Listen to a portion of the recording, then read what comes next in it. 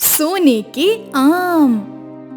कुलदीप नाम का एक आदमी अपनी पत्नी हिमानी और 20 साल के बेटे अजीत के साथ एक बड़े से घर में रहता है। कुलदीप का उसी गांव में एक छोटा सा आम का मल्ला था, जिसमें काफी सारे आम के पेड़ थे और उन पेड़ों पर काफी सारे आम भी लगे हुए थे। कुलदीप एक व्यापारी था। वो रोज सवेरे अपने मल्ले में जाता और कई सारे आम तोड़कर उन्हें बाजार में बेचाता।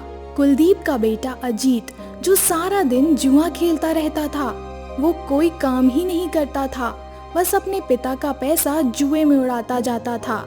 एक दिन सवेरे, पिताजी, मुझे 2000 रुपए दीजिए। क्यों चाहिए तुम्हें 2000 रुपए? जुआ खेलने के लिए?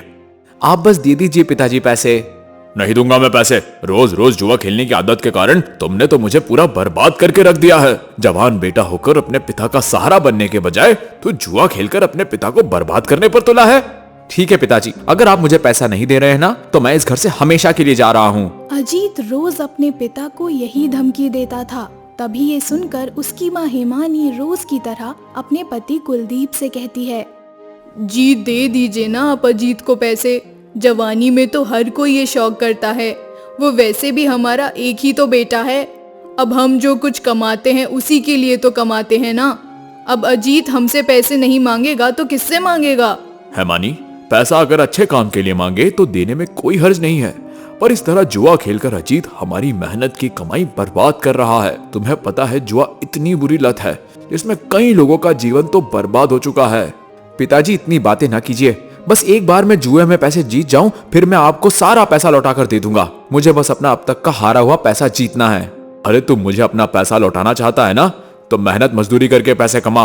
अगर कहीं जाकर मजदूरी नहीं कर सकता तो मेरे साथ चलकर मल्ले में काम कर। अगर तुझे तेरा सहारा मिल गया तो हमारी कितनी कमाई होगी।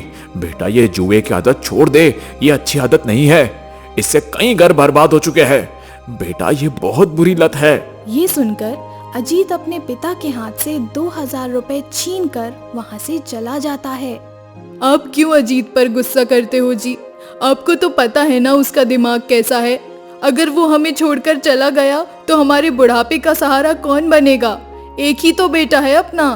हिमानी, तुम जो अपने बेटे को बढ़ावा दे रही हो ना, तुम उसे सुधार नहीं रही हो, बल्कि उसे बर्बादी के रास्ते पर भेज रही हो। और देखना, तुम्हारी ये गलती एक दिन तुम्हारे जीवन में इतनी भयंकर तबाही लेकर आएगी कि तुम खून के आंसू रोती रहोगी, पर तुम्हारे आंसू पोंछने वाला कोई नहीं होगा। इतना कहकर कुलदीप अपने आम के मल्ले में चला जाता है। इसी तरह अजीत रोज रोज अपने पिता से पैसे ले जाता था और जुए में पैसे हार जाता था। एक दिन अजीत अपने पिता का मल्ला और घर दोनों ही जुए में हार जाता है। ये देखकर कुलदीप गहरे सदमे में चला जाता है और उसकी तबीयत इतनी ज्यादा खराब हो जाती है कि वो सीधे कोमा में चला जाता है। अपने पति की ऐसी हालत देखकर हिमानी भी दिमागी तौर से पागल हो जाती है। अपने घर की ऐसी तबाही देखकर अजीत जोरों से रोने लगता है। ये सब क्या कर दिया मैंने अपने माता पिता के साथ। मैंने अपने माता पिता को पूरा बर्बाद कर दिया। मुझे माफ कर दीजिए माँ, मुझसे गलती हो गई। मुझे नहीं पता था कि मेरी इस हरकत से पिताजी के साथ इतना बड़ा हादसा हो जाएगा। अजीत बेटा, हमने तुझे पैदा करके ही अपने जीवन की सबसे बड़ी गलती की है। अगर हमें पता होता कि तू बड़ा होकर इतना नालायक निकलेगा तो हम तेरे पैदा होते ही तेरा गला दबाकर तुझे मार देते।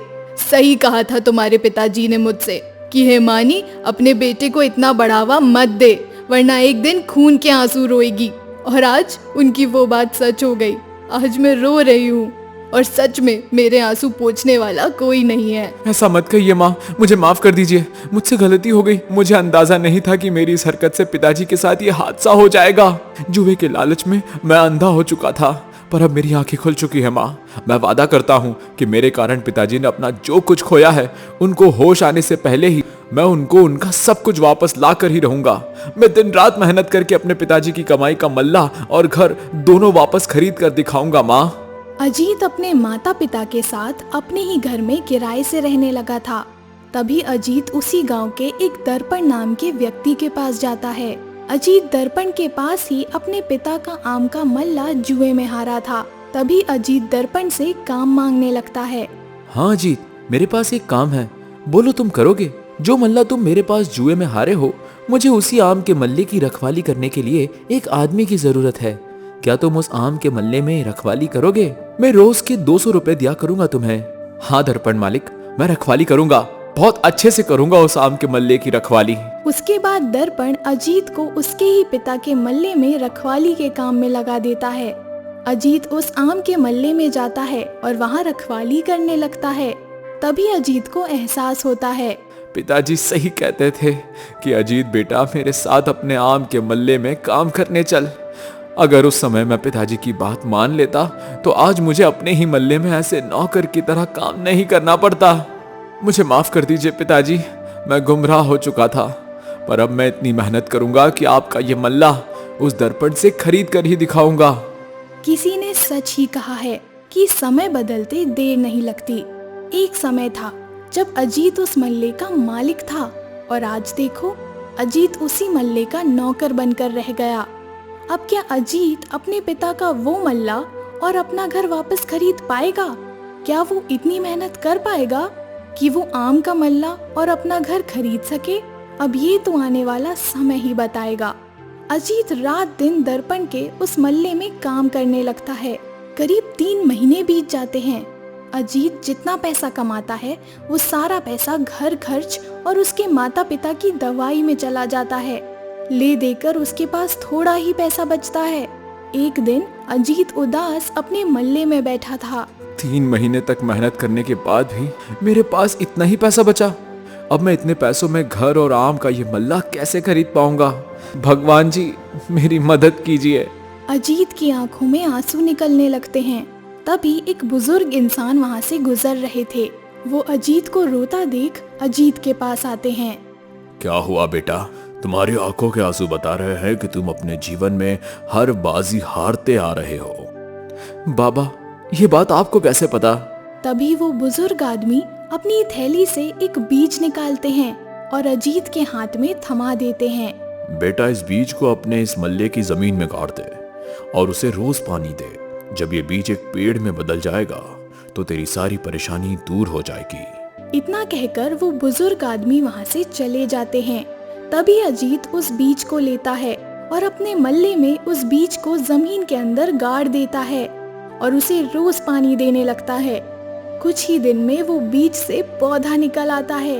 ये देखकर अजीत हैरान हो जाता है। ये कैसे हो सकता है?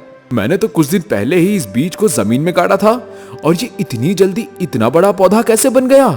उसके बाद अजीत रोज उस पौधे को पानी देने लगा और कुछ ही दिनों में वो पौधा बढ़ते बढ़ते एक बड़ा पेड़ बन जाता है। वो पेड़ एक आम का पेड़ था। तभी उस पेड़ पर कई सारे आम भी लग जाते हैं। वो आम सोने के कलर के थे। एक दिन अजीत मल्ले में आता है और अपने उस आम के पेड़ पर अजीब से आम लगे देखकर हैरान हो जाता है। तभी अजीत उस पेड़ से एक आम तोड़कर देखता है तो वो आम कोई मामूली आम नहीं था बल्कि सोने का आम था। उस पेड़ पर लगे सारे आम सोने के थे। ये देखकर अजीत की आंखें फटी की फटी रह जाती हैं। ये कैसे हो सकता है? ये आम तो सोने का आम है। इस पेड़ पर तो सारे आम सोने के लगे हैं। हाँ, ये सोने का आम है। अरे मैं तो माला माल हो गया। अब मेरी सारी परेशानियां दूर हो जाएगी। उसके बाद अजीत उस पेड़ से सारे सोने के आम तोड़ लेता है और उन्हें एक थैली में भर लेता है। अब मैं घर जाकर ये सारे सोने के आम कहीं छुपा देता हूँ और एक सोने का आम बेचकर उन पैसों से दर्पण से ये मल्ला और अपना घर खरीद लेता हूँ। माँ ये सब देखकर बहुत खुश हो जाएगी।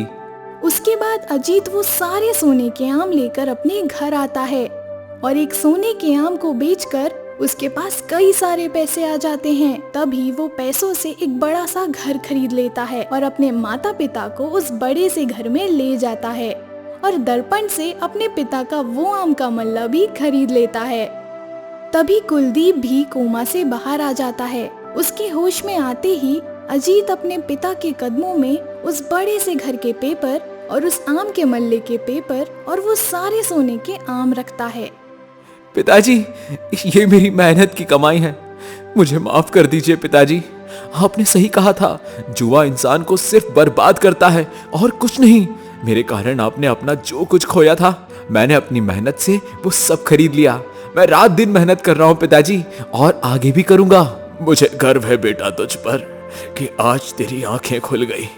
तू एक मेहनती बाप की संतान है अजीत, तुझ में मेरा खून है बेटा। बस इसी तरह मन लगाकर मेहनत करता जा और अपने जीवन में सफल होता जा। मेरा आशीर्वाद हमेशा तेरे साथ है बेटा। तो आप लोग क्या देख रहे हो? मैंने तो अपनी जिंदगी संवार ली है, पर मैं आपको एक सलाह देना चाहता हूँ। दोस्तों, अगर आप भी जीवन में मेरी तरह सफल होना चाहते हो तो हमेशा अपने माता पिता का कहना मानो। वो जैसा कहते हैं वैसा करो। बुरे काम, बुरे रास्ते, जुआ, शराब, इन सब से दूर रहो। दोस्तों, ये केवल हमें बर्बादी की तरफ ही ले जाती है और कुछ नहीं।